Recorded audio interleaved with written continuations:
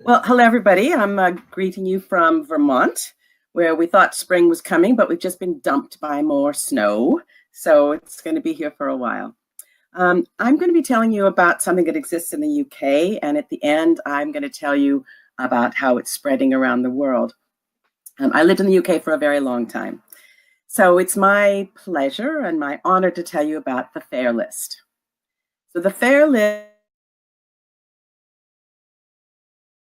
balance in plenary speakers, presenters, or speaker panels in ELT events annually in the UK.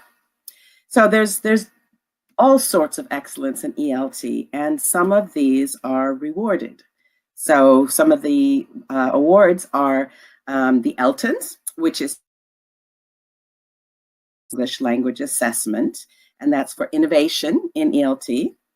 There's the annual Ben Warren Trust Prize from International House, and that's for outstanding books in language teacher education.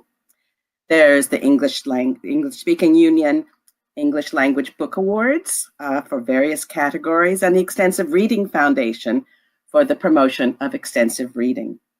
So the FAIR list celebrates excellence of a different kind. The achievement of gender balance in plenary speakers, presenters, or speaker panels at ELT events annually in the UK.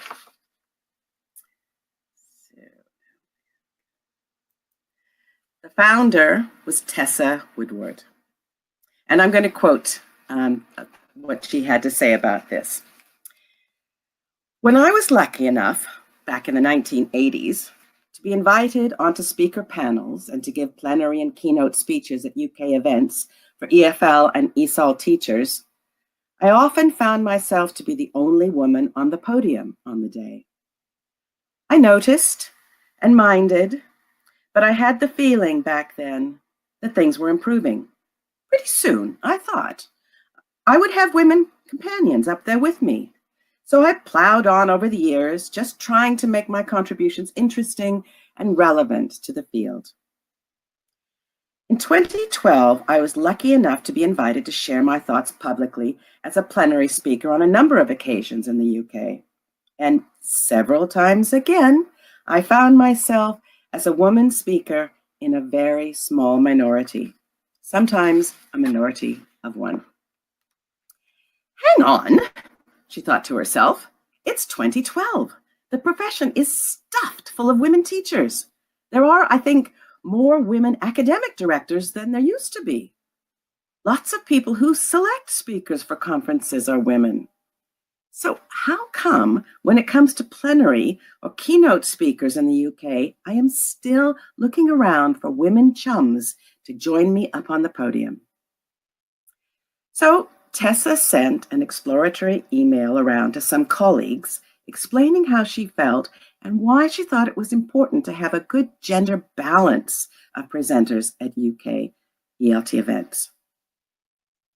She got a lot of supportive messages back. So then she decided to do something about it.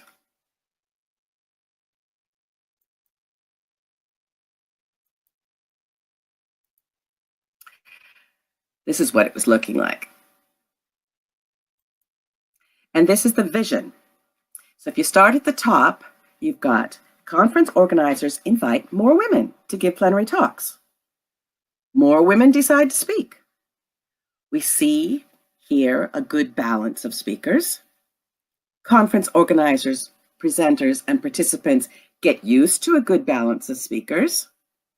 More women's names come to mind, and it goes on. So the FAIR list was launched. And this was the first award ceremony in 2013 at the IETFL conference in Liverpool. People with their certificates for having a good gender balance. This is what the certificate looks like, in case you'd like to get one yourself. And the FAIR list in 2014 was nominated for an Elton for local innovation. And in this picture, you can see Tessa and Gisela Boer all dressed up to attend the awards ceremony. So the main thing I want to leave you with is to tell you about what's on the website. And here it is right there. So the FAIRlist has produced there's a wealth of material on there. There are resources such as books and articles, radio, podcast, mixed links, inspiring quotations. There are blogs, webinars. Simon Greenall and I did the first one on preparing for your first keynote talk or plenary, and that was supported by Nile. You can see Marjorie Rosenberg put together a checklist for organizing conferences. That's there on the website.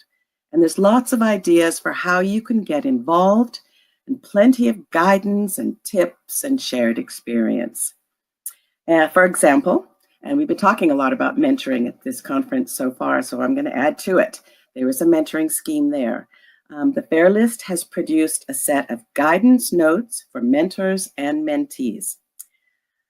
If you'd like to become a mentor for the FAIRlist or to work with a mentor, what you need to do is to read the guidance notes and then contact Tessa Woodward at info@thefairlist.org.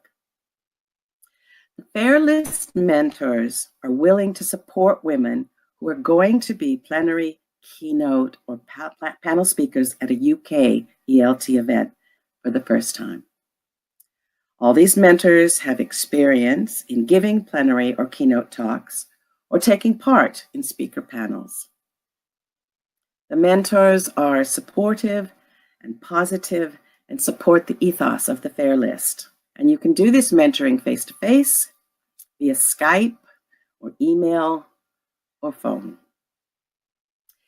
So, as I said, the FAIRlist was set up in the UK, and the reason for that is that is where Tessa Woodward is based. That's where her main networks were, and the headquarters of EFL.